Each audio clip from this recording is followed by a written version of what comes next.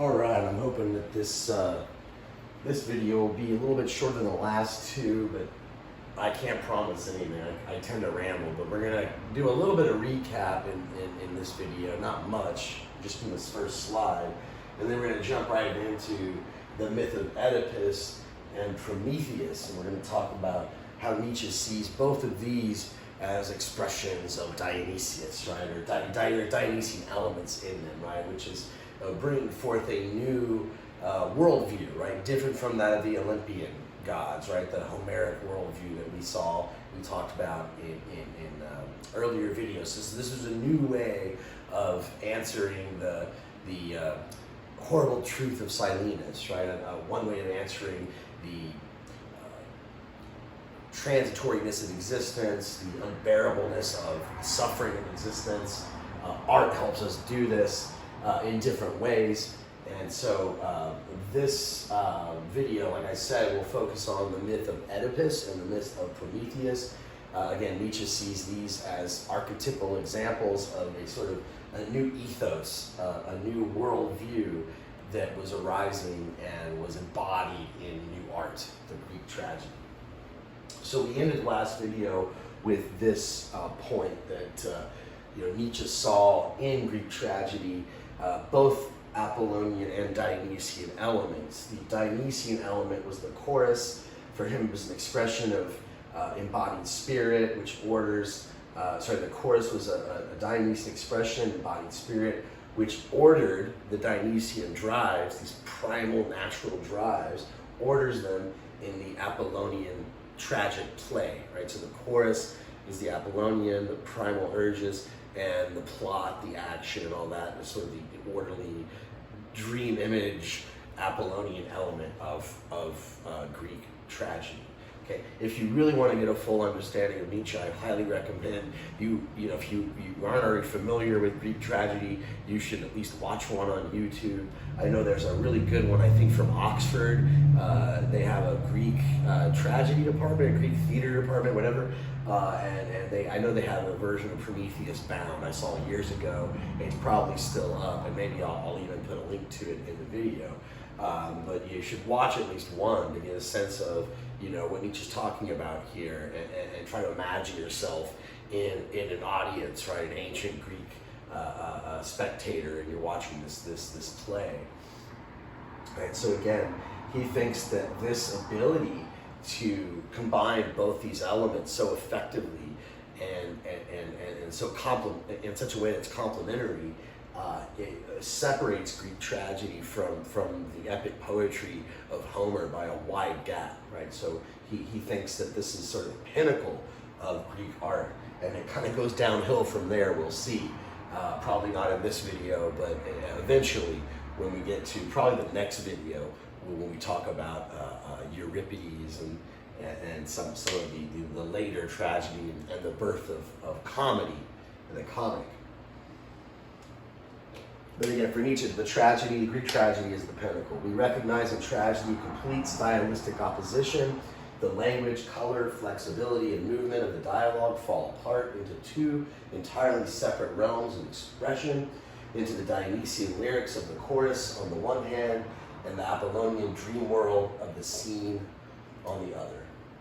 Okay, like I said, we're going to talk about the legend or the myth of Oedipus and the myth of Prometheus and how they fit into this, how they're a perfect expression of the Dionysian and ordered through the Apollonian, and how these elements come together. Particularly, though, the relationship of Dionysius to these characters. I mentioned in the last video that Nietzsche makes the bold claim that all tragic heroes are essentially Dionysius. So he starts to establish that thesis here in his analysis of Oedipus, and then in just a minute we'll get to his analysis of the Prometheus legend. If you're not familiar with those legends, you should look them up on Wikipedia or something. Otherwise, you might not get all the subtleties here. Okay, so let's read this quote here. The most sorrowful figure of the Greek stage, the unfortunate Oedipus, is conceived by Sophocles. That's the playwright, the poet. Conceived by Sophocles as the type of the noble man who, despite his wisdom, is fated to error and misery. but who nevertheless, through his extraordinary sufferings, ultimately exerts a magical healing effect on all those around him, which continues even after his death. The noble man does not sin. This is what the profound poet would tell us. All laws, all natural order, yea, the moral world itself, may be destroyed through his action. But through this very action, there is brought into play a higher magic circle of influences, which build upon a new world on the ruins of the old. This is what the poet, insofar as he is at the same time a religious thinker, wishes to tell us. As poet, he first of all discloses to us a wonderfully complicated legal mystery, which slowly, link by link, the judge to his own destruction unravels. Okay? This is a very vague and mysterious passage, but I hope that when we get through the course of his analysis, it won't be quite as mysterious what he's getting at here. But he seems to think that there's this structure in both the Oedipus story and in Prometheus. And I would add Orestes, if anyone's familiar with the story of Orestes, same exact idea. If you watch the Prometheus-bound production I mentioned just earlier, right? The story of Prometheus, okay? He gives fire from the gods. He brings this new order. This is seen as the end of the Titans, the Titanic gods, and the beginning of the Olympian gods. If you're familiar with the play, Prometheus is punished by Zeus, one of the new gods. Prometheus himself is the Titan, one of the old gods. So this sort of Oedipus story is another example of this, where some law is violated, but it makes room for a new way of being, a new way of organizing things. So a new world order, right? I hate to use that new world order, right? This kind of sounds like George H.W. Bush or something, but a new world perspective, a new world view, I suppose is a better term to use. Okay, so Oedipus commits this evil crime against the old order in order to establish a new order. Okay, how does this work? Okay, in Oedipus, maybe not as clear as it is in Prometheus. So Oedipus, murderer of his father, husband of his mother, solver of the riddle of the Sphinx. What is the significance of the mysterious triad of these deeds of destiny? There is, especially in Persia, a primitive popular belief that a wise Magian can be born only of incest. Magian, a magi, or magician, sorcerer. With the riddle solving and Mother Mary Oedipus in mind, we must immediately interpret this to the effect that wherever by some prophetic and magical power, the boundary of the present and the future, the inflexible law of individuation, and in general, the intrinsic spell of nature, are broken. An extraordinary counter-naturalness against nature, in this case incest, must have proceeded as a cause, for how else could one force nature to surrender her secrets but by victoriously opposing her by means of the unnatural, okay? So to win a new truth from nature, one has to violate nature, okay? It's not obvious how that works in the story of Oedipus, but maybe when we read further, we'll find out. I think it's a little bit more obvious with Prometheus. But, this is the focus of, I don't know why he picks Oedipus at Colonus. There are some interesting points that he makes about that play, but I skipped him, actually. But I would actually have picked Oedipus the king if I were him. I think I think Oedipus at Colonus has more Apollonian elements, because this is where he dies. It's where he's an old man, and he meets death. I mean, it's been a while since I read it, but when he at least 2 or 3 years since I read it. But when he meets his fate, it's like he knows that he's meeting his fate, and there's some sort of mystical experience and a light and a calmness, this sort of thing. So maybe that's why Nietzsche picked this one. And it is Sophocles' last play, I think. This is the secret which I see involved in the awful triad of the destiny of Oedipus, the very man who solves the riddle of nature. That doubly constituted Sphinx must also, as the murderer of his father and husband of his mother, break the holiest laws of nature. Indeed, it seems as if the myth were trying to whisper into our ears the fact that wisdom, especially Dionysian wisdom, is an unnatural abomination, that whoever through his own knowledge plunges nature into an abyss of annihilation must also expect to experience the dissolution of nature in himself. Right? He's so clever, Oedipus, right? He's so clever, he's able to outsmart the Sphinx. He's able to outsmart this monster, this mythical being, and solve the riddle. No one else can do that. I mean, he was able to help everybody in order. Thebes was without a king, and they were in chaos, and he comes and is this noble figure, but he has to pay a price for his intelligence. The sharpness of wisdom turns upon the sage. Wisdom is a crime against nature. Such are the terrible expressions the myth cries out to us. This is the moral of the story, right? Wisdom is a crime against nature, right?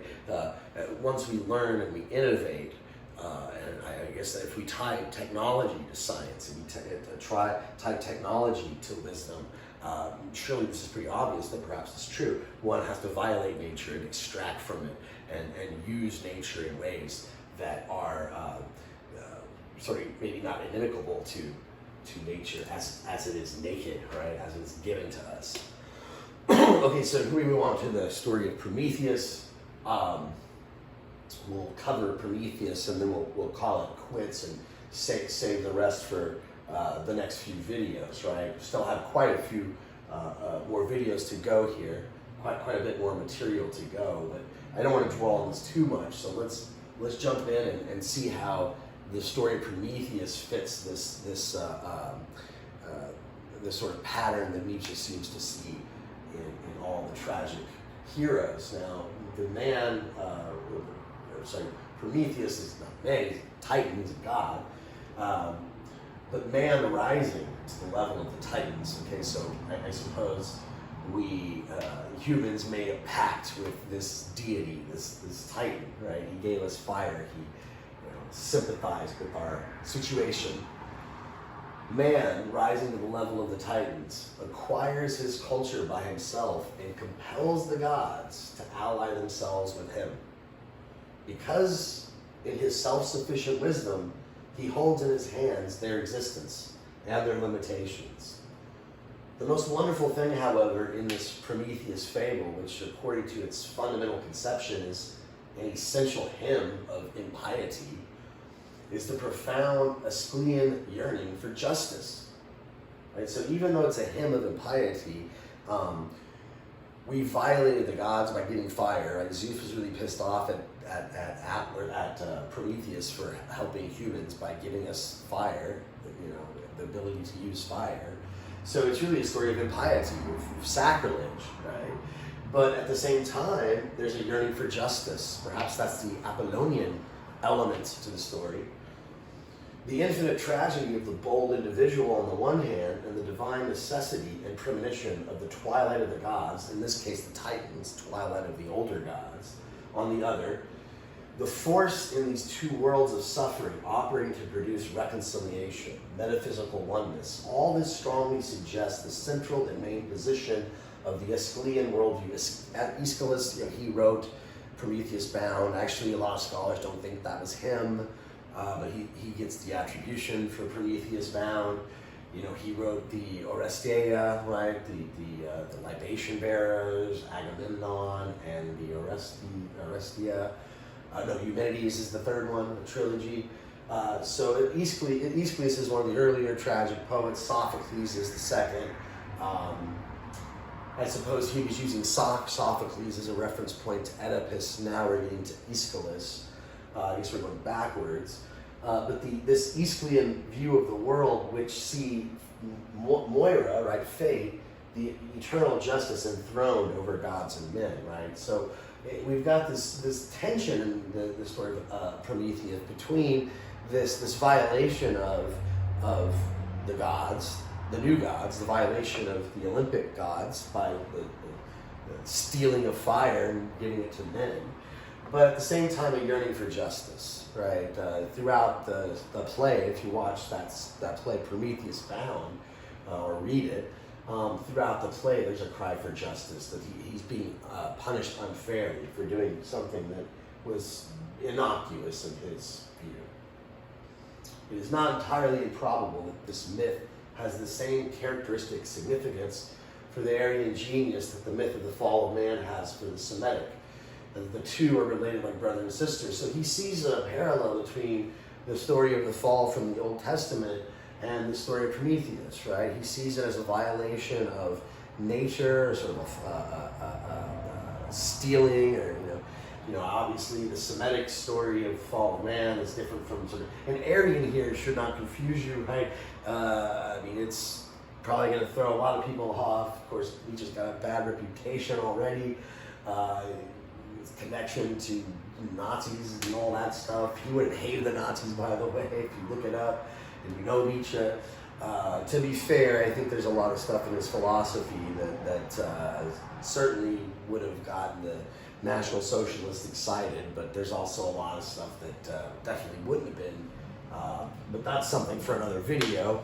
I don't want to get into too much of a digression here, right? But the sort of the northern tribal Europeans, right?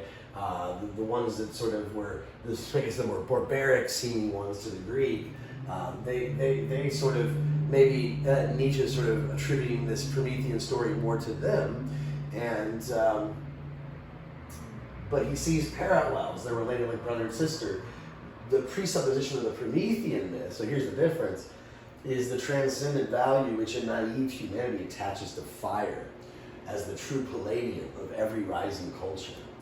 That man, however, should not receive this fire only as a gift from heaven in the form of igniting lightning or the warming sunshine, but should on the contrary be able to control it at will. This appeared to the reflective primitive man as sacrilege, as robbery of the divine nature, right? So imagine you're some old Aryan caveman, some tribal warrior type, and you have this belief that fire is, you don't know how to make it. Still, that fire hasn't been mastered. So the only fire available to you is what you find in nature. The fire that is created by that lightning bolt, the fire that's created by the sunlight or friction or whatever. The minute that somebody's able to control it at will, I guess that would be with friction, right? That appeared to the tribe as something weird or magical or mystical or sacrilege, right? And thus the first philosophical problem at once causes a painful, irreconcilable antagonism between man and God, and puts, as it were, a mass of rock at the gate of every culture. The best and highest that men can acquire, they must obtain by a crime, and then they must in turn endure its consequences, namely the whole flood of sufferings and sorrows with which the offended deities must requite the nobly aspiring race of man. It is a bitter thought which, by the dignity it confers on crime, contrasts strangely with the Semitic myth of the fall, right? The Adam and Eve eating the apple in the garden, right? And that story, curiosity, deception, weakness in the face of temptation, wantonness, in short, here's Nietzsche's sexism, in short, a whole series of preeminently feminine passions were regarded as the origin of evil, right? So for him, the Promethean myth, this is kind of an interesting tale, I suppose, right? And maybe it's if this is really the moral of the story. I find it rather compelling, right? That sort of scientific innovators pay a price for being an innovator. If you're, or artistic innovators or anything, if you're the first one to do something, if you're the first one to control fire, for example, in this example, you're seen as this blasphemer, or potentially, right? So you pay the price, right? This whole flood of sufferings and sorrows which these offended deities must requite. So there's this sort of obstacle this obstacle in the way of progress, cultural progress, which is inevitable, and it means that those innovators like Prometheus, I guess what he represents, have to pay this devastating, tragic price. What distinguishes the Aryan conception is the sublime view of active sin, right? Active sin as the essential Promethean virtue. He goes out and gets fire and brings it to man. And the discovery of the ethical basis of pessimistic tragedy in the justification of human evil, of human guilt, as well as of the suffering incurred thereby. He had to sacrifice himself. This obviously, I think, has similarities with the story of the Passion of Christ, right? He doesn't bring that up here, but it's got to be on his mind. So again, this is justification of human evil, human guilt, as well as suffering incurred thereby. He had to do this and suffer in order to bring us progress. The pain implicit in the very structure of things, which the contemplative Aryan is not disposed to think away. He faces Silenus straightforward. The antagonism in the heart of the world manifests itself to him as a medley of different worlds. For instance, the divine and the human world, both of which are in the right individually, but which, because they exist separately side by side, must suffer for that very individuation. So the earlier world of the Titans and the new world of the Olympians have their reasoning, okay? In the story of Orestes, this is a little bit, I think, clearer, is Orestes killed his mother, and that's horrible, matricide. But she killed his father, and he had to get revenge on his father, and so there was this sort of contradiction, okay? And so, of course, the father killed his sister, so it's complicated or whatever, right? But the idea is that you've got these two world perspectives, these two world views, which in their own right are justified and consistent, but side by side conflict, right? They're conflicting, right? They can't coexist. One world has to be overthrown to make room for the new world view, right? The world of the Titans has to be thrown and cast aside to make room for the world of the Olympian gods, right? This is the story of Prometheus, and he has to pay a price for helping humans in the transition, right? By giving us fire, I guess, as a hope, as a palliative against the dominion of Zeus. That seems to be the main concern of Prometheus, at least in Aeschylus's version, is that Zeus is this selfish, philandering, chaotic god, right? That's not to be trusted, right? That's sort of the story of Prometheus bound. That's his attitude towards Zeus. So how does Prometheus reconcile with Apollo, or does he, right? That seems very conflicting, right? Apollo, although he is the god of boundaries, these boundaries are set in place in order to provide a kind of equilibrium and a sort of reconciliation amongst the different individuals. But here we have this impossibility for reconciliation. He who understands this innermost core of the Promethean myth, namely the necessity for crime imposed on the titanically striving individual, will at once feel the un-Apollonian element in this pessimistic representation. For Apollo seeks to calm individuals precisely by drawing boundaries between them, and by again and again, with his requirements of self-knowledge and self-control, recalling these bounds to us as the holiest laws of the universe. So this seems all very un-Apollonian, but there is definitely a connection with Dionysius. This is somewhat obvious. The suddenly swelling Dionysian tide then takes the separate little wave mountains of individuals on its back, just as the brother of Prometheus, the Titan Atlas, does with the earth, right? Atlas was the one that has the weight of the earth on his shoulders. This titanic impulse to become, as it were, the Atlas of all individuals, right? This is Prometheus. It's a more modern painting by Otto Greiner, right? There's Prometheus pulling man up, right? Helping us up, okay? So this titanic impulse to become, as it were, the Atlas of all individuals, and on the broad shoulders to bear them higher and higher, farther and farther, is what the Promethean and the Dionysian have in common. So remember, the Dionysian in art and in music particularly makes us feel this oneness with everybody, makes us lose our sense of individuality, in ecstasy, in intoxication. We become one with our nature, with all beings, right? And this is sort of the I suppose, the analog. The Prometheus is, you know, bearing our brunt, holding us up and holding us all together, right? And our common humanity, right? Taking one for the team, right? Letting go of his own self and his own interest for what is just and what's right for all of humanity. We deserve fighter, right? We deserve to advance despite Zeus's protestations, right? So how do they all fit together? How does Prometheus, Dionysius, and Apollo, how do they all fit together so nicely? Nietzsche claims that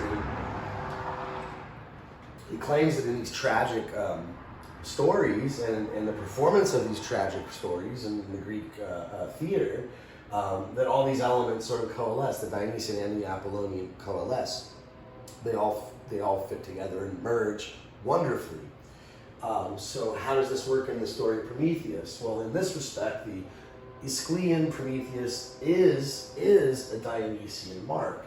Okay, and that's obvious, because while in the aforementioned yearning for justice, Aeschylus betrays to the intelligent eye his paternal descent from Apollo, right? So this yearning for justice, even though it's a sort of crime, right? It's a just crime. He has to break the law to do something just. There's a contradiction, but yet it is somewhat Apollonian in that demand for justice, right? The god of individuation, that's Apollo, the god who sets boundaries of justice, right? So Prometheus is Apollonian in this sense, okay? But again, the focus of this video was looking at the legend or the myth of Oedipus and the myth of Prometheus, and trying to establish, or at least Nietzsche's trying to establish, the thesis that Dionysus is the hero of all tragedies. He is Hamlet, he is Prometheus, he's Orpheus, he's Orestes, okay, in every form, right? Okay, until you get to Euripides. We'll talk more about Euripides in the next video. He has not very many good things to say about Euripides. Not a big fan of Euripides, Nietzsche is, okay? But until we get to Euripides, Dionysus never ceased once to be the tragic hero. That, in fact, all the celebrated figures of the Greek stage, Prometheus, Oedipus, etc., are but masks of this original hero, Dionysus. There's a godhead behind all these masks, and that is the one essential cause of the typical ideality so often wondered at of these celebrated characters. Why do they fit this perfect pattern that sort of appeals to all people? What is this ideality, right? Well, they're all Dionysius, and we all have that in us. We all have that Dionysian element in us, so we can all relate to that. That's in some sense, on some level, okay? So let's wrap things up with our exploration of the Dionysian element in tragedy. We talked a little bit about Apollo, the Apollonian, right? But we kind of focused primarily on how the new form of art in Greece, you know, the art that replaced the epic poetry, right? How it differed and how it answered the ugly truth of Silenus in a different way, in a less naive way. Okay, now we talked a bit earlier in earlier videos about the Apollonian creed and the sort of ethics of Apollo, but now we're getting into the Dionysian creed. Okay, what is this new what is this new ethos that is being promulgated? What is this new ethic that is being introduced in these myths, in these new stories, in these presentations on the Greek stage? Well, this view of thing already provides us with all the elements of profound and pessimistic contemplation of the world, together with the mysterious doctrine of tragedy. So what is this new mysterious doctrine? The fundamental knowledge of the oneness of everything existent, the conception of individuation as the prime cause of evil, and of art as the joyous hope that the bonds of individuation may be broken in augury of a restored oneness, right? The bonds of individuation may be broken, right? are seeing ourselves as separate from our fellow man, as seeing ourselves as sort of this ego, sort of attached to our own individuality. We're able to let this go. So we talked, I think in the second, or maybe it was the first video, we talked about, the first video on Nietzsche, that we talked about Apollo's ethics, the ethics of Apollo, and sort of his, sort of the Apollonian creed is know thyself, right? Know yourself as an individual, right? And nothing too much, right? Don't go into excess, nothing excessive. See, these are the Apollonian creeds, right? It's a deification of the individual in response to nihilism, right? In response to the challenge brought forth by the legend of Silenus, and measure, right? Nothing too much in the Hellenic sense, right? So those are the Apollonian creeds. The new Dionysian creed, everything is a unity, everything is all one, and individuation is evil, right? These are the Dionysian creeds that are celebrated and manifested, if they're done properly, in Greek tragedy, okay? So I think that's a good place to stop the video. We'll do a bit of review at the beginning of the next one, okay? He does a bit of a recap, and so we'll talk a bit more in a very shorter manner of the development of Greek tragedy, going back to its roots in Homeric epic, right? And its development through lyric poetry and the dithyramb chorus, and eventually being born through the spirit of music, etc., etc. All of this will be a recap, but then we've got a lot of good new stuff to come. We're going to talk more about Nietzsche's view of how exactly tragedy was killed. Okay, so we mentioned Euripides in this video. We're going to get into a lot more detail about Euripides in the next video. For Nietzsche, Euripides was the last tragic poet, and for Nietzsche, he wasn't even really a tragic poet. He was actually a comedic poet without even knowing it. At least that's one way you could read Nietzsche here. So we've got a lot to look forward to in the next video. I hope you guys join me for that one. It'll probably be a few more days before I get around to posting that. So if you're watching this when it's first is up on YouTube, give me a little while. It's for some reason taking me forever to upload these videos. I'm doing them in the middle of the night, so I'm trying to do it at hours when there's not a lot of traffic on the internet, but I guess everyone's staying up late because it's during the COVID-19 crisis. So, but anyways, I'm rambling on. It's way past my bedtime, so I'm gonna call it a night. And thanks for sticking around. Hope to see you guys on the other side. As always, good night.